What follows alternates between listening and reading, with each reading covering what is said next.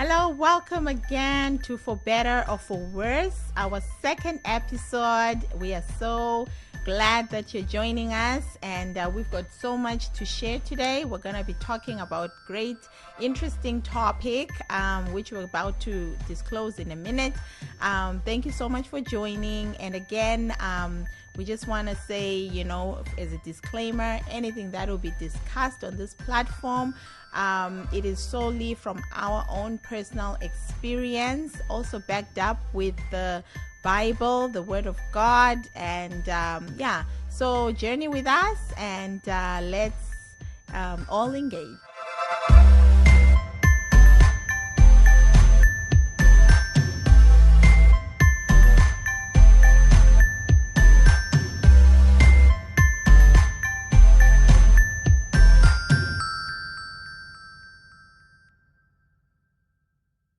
Welcome again to For Better or For Worse. Like she said, this is our second episode. We're so glad that you are listening. You are taking the time to make your marriage better. We are going to share from our personal experience the things we have learned along the way.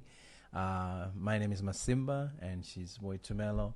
And we just want to come and add value to your life. So we have some topics we want to talk about today.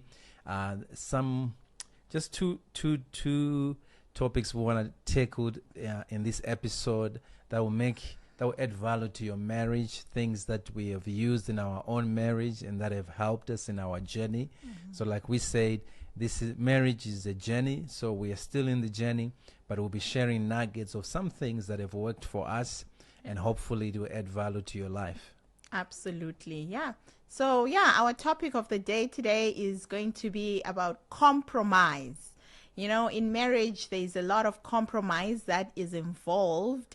And for a marriage to work, there has to be somebody who, lays down their own desires and decides to jump on board with their spouse's desires so that things can move, and vice versa. So it's not always a one-way kind of lane. There has to be a two-way lane where one is willing to give up their desires for somebody else. That is compromise.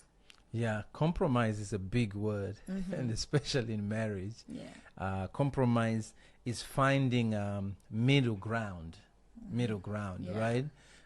Because in marriage, we touched on our first episode, is that it's two people coming together. The Bible says the two have become one flesh. Yeah. And we eliminated the word I, and it's we. So in this we that we are in the middle ground now, but there are personal habits, there are the personal background, how you were raised, how we see things. Everybody has different lanes, how they look at things. And sometimes we can be stuck on our lane, right? And we don't see anything else. And that can cause a lot of issues in marriage. That's why the big word compromise has to come into play for a marriage to succeed, for a marriage to thrive. Right, we just don't want it just to get by. We want the marriage to thrive. That's right. Because when the marriage thrives, everybody in the marriage, everybody involved, the children thrive, the in-laws thrive, everybody thrives. That's right. Yeah. So definitely, when you come to compromise, the Bible says in Amos chapter 3, verse 3, actually. It says, can two walk together unless they are agreed? Can two walk together unless they are agreed? It's a question. How can that happen? You're walking together, you're not in agreement. Guess what? One is walking ahead, the other is walking behind. There's no way you can walk together hand in hand if you're not in agreement. Somebody is going to be grumpy. Somebody is going to want out. Somebody is going to be angry. Somebody's going to be frustrated. So how can two walk together unless they agree? You have to be in agreement. We have different mindsets, men and women. We've got different mentalities. We've got different backgrounds, like what my husband just said. But at some point, our differences have to come together, and work. So that's where compromise comes in. So, for example, as if for us in our marriage, right, we deal with a lot of compromise, and now it has become, it's become easy as the years have gone by. Before, it was so hard, because I thought I was right. My way was the right way. I mean, there was no option because it was right. It has worked before. Why wouldn't it work now? So if I lay something on the table, it's pretty much the final say. But as we, did this marriage thing, I realized, no, this doesn't work. Because my husband was getting frustrated, It's like, you have the final say, and whatever you say goes. And what about me? What about me? Where's my place in the marriage, right? So it's very important that you compromise in marriage. It's very important. Compromise is a sign of maturity, I like that. Kids don't know how to compromise. Mine. If it's mine, it's mine. There's no compromise that, okay, let's cut it in half. No, mine is mine. So when you are in a marriage, maturity, compromise is a sign of maturity. I love that. Yeah, because kids don't compromise. No. It's their way or the highway. Yeah. Right? My little daughter, when she wants stuff, she's right. Right? So really compromise is between you and your partner's wishes, habits, and preferences. Right? Like she said, it's your wishes, your habits, and your preferences. You're compromising on things you prefer. You are preferring somebody else so that this marriage can work. Right? I love that. Because you have preferences. Yes. He has preferences. But there has to be compromises for his preferences, and there has to be compromises for her preferences for it to work. It can never work if it's only one-sided. No. Because it's lopsided. As long as one side is always winning, eventually that marriage is going to tilt. Yeah. That's when people find themselves with the divorce. They find themselves in the D word. We don't want to mention it here. Yeah. That's why we would rather spell it, because there is no compromise. It's somebody. That's why when we're raising children, we gotta be very careful. When they're young, they get away with a lot, but as they get older, they have to know that there's a no, there's a yes. Because if you give them everything, they feel we are in a generation that we call that is entitled. Yeah. Entitled because their parents said you can have it all, and then they get into marriage, and this person is telling me I can't have it all. How? My mom and dad said I can have it all, whatever I want, whatever I want, right? And the other person in that marriage just feels stifled because he's giving in or she's giving in, and this one is just taking and taking, because marriage is about taking and giving. That's right. Yeah, that's what it's all about. It is. I love that. I like what you mentioned about compromise being if it's not balanced, if it's always one person's way all the time, there's no balance. We're talking of balance now. In a marriage, there has to be balance. Anything in life, there has to be balance. And if there's balance, there's what? Stability, right? That's good. So where there's instability, there's no balance, and that causes chaos, that causes things to fall off, that causes things, if your table is tilted, you can't put anything on it. Anything that you put on, what happens to it? It falls off. So it's the same in marriage. If there's no compromise, if there's no balance, everything tends to fall apart. And it makes me think of when we're growing up, we used to have a seesaw. When you're on a seesaw, there's two people in a seesaw. A seesaw cannot work with one person on it. So a seesaw, think about your marriage. Your marriage is the seesaw. Your husband is sitting on one side, the wife is sitting on the other side. As long as we're both sitting on that thing, there's balance. As long as we're sitting on that thing, I know I have support. My husband has support, I have support. The moment one jumps off, you fly up all by yourself. literally go up You the literally roof. go Yeah. up the roof and this Yeah. thing is out of balance and you don't enjoy it. But when both of you are on it, there's smiles, you are enjoying, you are happy. The moment it loses balance, somebody jumps off. You're like, what are you doing? What are you doing? That's where the fighting starts. That's where the arguments start. So balance creates harmony. Balance creates joy. Balance creates, stability. Yeah. Wow, you're taking away another topic, balance.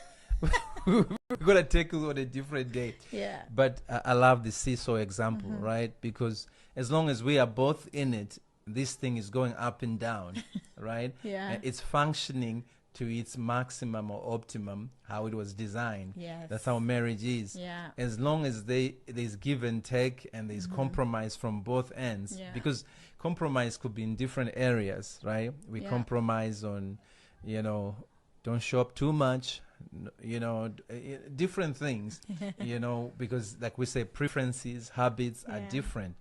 So compromise has to work both ways. We have to stress that it works both ways. It works both ways. There's no ladies first, gentlemen last when it comes to compromise, because marriage is two individuals.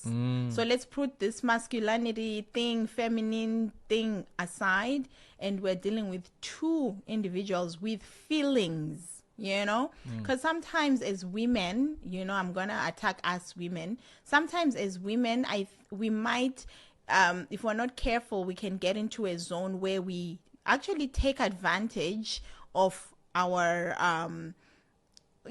of our feminism, if I can put it that way. I don't want to do this whole feminist thing, but as women, yes, our husbands love us. Our husbands will do anything for us. They sometimes our husbands baby us, they allow us to be like little girls, but there's a time to play, there's a time to be serious, right? So we cannot always take advantage of, it has to be my way, it has to be my way. And then if you don't get your way, you're sulking, you're grumbling, you've got the face, like, oh, you don't love me anymore. Come on. We said compromise it shows a level of maturity. I would expect that kind of grumbling and whining maybe at honeymoon stage, when you're still maybe just a week into marriage, a month in, 6 months in, you're still trying to figure out, you're still trying to, but as the marriage matures, there's bigger decisions that need to be made, right? You're going to new levels. They say new levels, new devils. Whatever level you're going to, there's bigger compromise that you have to Yeah, take I mean, as the marriage grows, as you Yes. go along the journey, more things are coming into the marriage. Because when you begin, it's the two of you, Yeah. right? And as the two of you, if you are that couple that wants children, most people, some don't want children, but the majority wants children, and then you have a child. You have 1 or 2 kids. The first child, everything is, you're pampering that child. It's only him or her, and then a second child comes. It's another level. The marriage goes to another level. The demands in the marriage become more, right? And especially in the world where we live in Canada, without a nanny or anything. That means as a man, you gotta help too.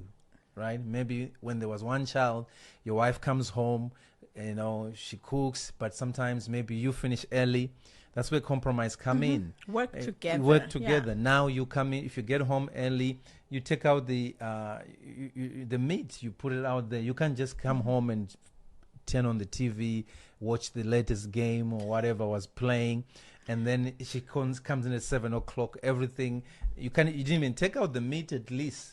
Do something. Or the That's dishes right. that were there, they were not put in the dishwasher. That's what we're talking about, compromise, right? Because sometimes we're dealing with different backgrounds. Men who, when they were raised, in their family, they never did any chores. That's true. Right? And compromise is it involves a lot. It's a big topic, like you said. Compromise, it involves teamwork. It's teamwork. I think of sports. When you're doing sports, everybody on that field has different, has a role to play, you know. Somebody might know, let's talk about football, let's say soccer, you know. Somebody can be an all-rounder. They can be a midfielder, you put them in the goalie. They can be a goalie, you put them in there. But at some point, you can't do everything. You have to pick a role. You know, the coach has to assign you a role. And you have to be disciplined enough to allow your teammates to shine. You know what I mean? Yeah. Compromise also has to do with allowing somebody else to shine. Don't be the one shining all the time, shining. You're the one, everything. Oh, whose idea was this? Oh, it was my husband's. Whose idea was this? Oh, it was my husband's.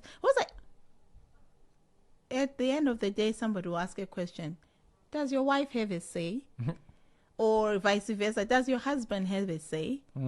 What kind of a marriage is this? You know, this and at the end of the day, it's like, this is, it doesn't, it's not balancing. It's not making sense. So compromise has to involve teamwork. Be a team. I love that. Compromise has to allowing the other person to shine. Yeah.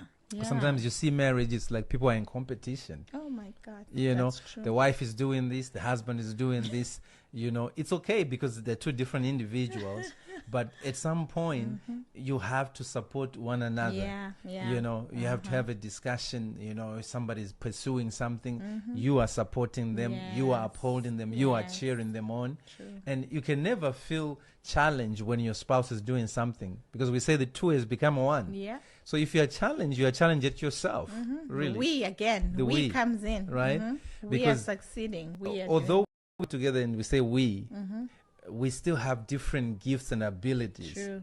So now the marriage is to allow that person to be able to use their giftings and still shine. And the other person must not feel intimidated by the other partner. Yeah. Right? Because there are things that the other partner can do that the other one cannot do. Yes. Right? Yes. But when we complement one another, when we celebrate each other, when we are each other's cheerleader, then it's compromise too. Because we always think of the word compromise as in a bad word, as giving up something. No. But we are celebrating this person because it's their moment. It's their moment. Right? We're cheering them on. We're cheering them on to celebrate. And then tomorrow, it's your turn too to pursue whatever you're doing. And the other partner, vice versa, celebrates the other one. That's it. And then that marriage is continuing. It's growing. It's growing. And there's a bond. And it's beautiful to see and to behold. Oh my God. And it brings a sense of security, you know. I'm secure. I'm secure in who I am. I'm secure in my abilities. I'm secure in because I know I've got backup, you know. My husband is backing me up or my wife is backing me up. If you have support, you can fly. Yeah. You know? You feel like you've won $1 million. So in a marriage, if you have support from your spouse, I mean, security, being secure is not an option. You know, you are secure. You're not, competing. You're not feeling like, you have to prove yourself. Yeah. After all, like my husband said, that when you become married, you become one. So that means when you're successful, guess what? We are successful. When I'm successful, we are successful. When he gets promoted, we are successful. We enjoy the promotion together, the benefits together. When a door opens for me, we enjoy the benefit. You see the whole idea here? I don't know where the individualism comes. It comes when you do not eliminate that I. When you enter into marriage with the I mentality, like my money, I am, the breadwinner, I am the decision maker, then you're headed for disaster. But we are building this together. We are planning this together. We are bringing in the money in the house. I can bring $10 in the house. My husband can bring $2,000. I can bring $5,000. My husband can bring $500. Guess what? We are putting everything together, and we are making it. It's not mine, it's not his, it's us together. Okay, so yeah, that's how marriage should function: compromise and So, just being a team. Compromise is a big word, so It's huge. we could have gone deeper and deeper, but we wanted to come Yeah, and just give you one nugget yeah, of what can help your marriage, whether you are 2 years in, 5 years in, 10 years in. The other thing I wanted to mention before we finish is compromise gives everyone a voice and that their viewpoint is heard, there you go. Yeah, right?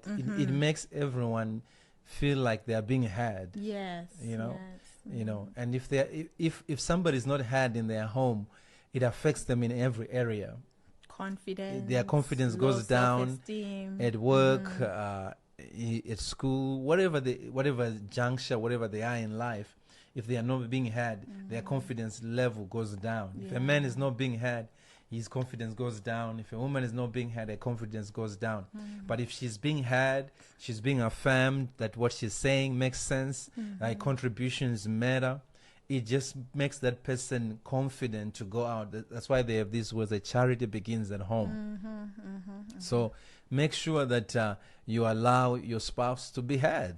Yes, Right? Listen very to each other important, very and important. compromise, and you will see your marriage becoming sweeter and sweeter. And sweeter and sweeter, just like our marriage. 20 years is no joke.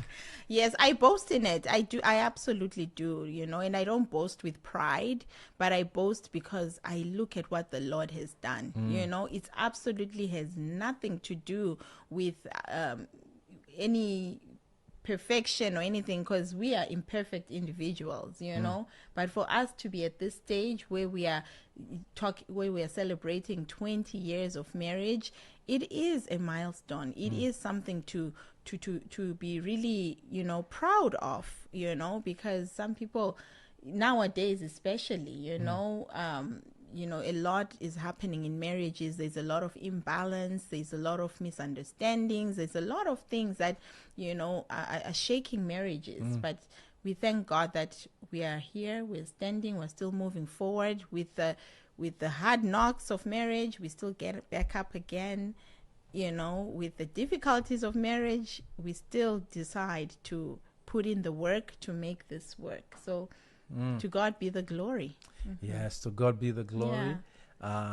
You know, the Apostle Paul says, be an example, you know, to the believers in speech and in conduct. So our endeavor in this podcast is just to be an example to another couple, whether they're a newly married couple or they're 10 years, 20, 25 years, and just share a little bit of our insight into what has worked for us and what is working for us. So we are going to end here for this podcast. Yes. And please remember to share, to like, to subscribe. And you can watch the podcast on Spotify, on Amazon. We endeavor to deliver at least one podcast in 2 weeks. We might do more than one in 2 weeks if we get more content. If you comment and let us know what you want to hear, we can do more. Yeah, absolutely. We want to hear from you. This is not a one-way stream. We want to hear what you want to hear And what's what working. you want us to talk about. There's a lot to talk about in the bucket marriage. So let us know. Throw in a topic that you'd like us to tackle on, and we can definitely take it on, right? So yeah, it's for better or for worse, for richer or for poorer, in sickness and in health, till death do us part. We'll meet you again in the next episode. God bless you. Thank you for watching. The Lord bless you. Take care and keep on keeping on.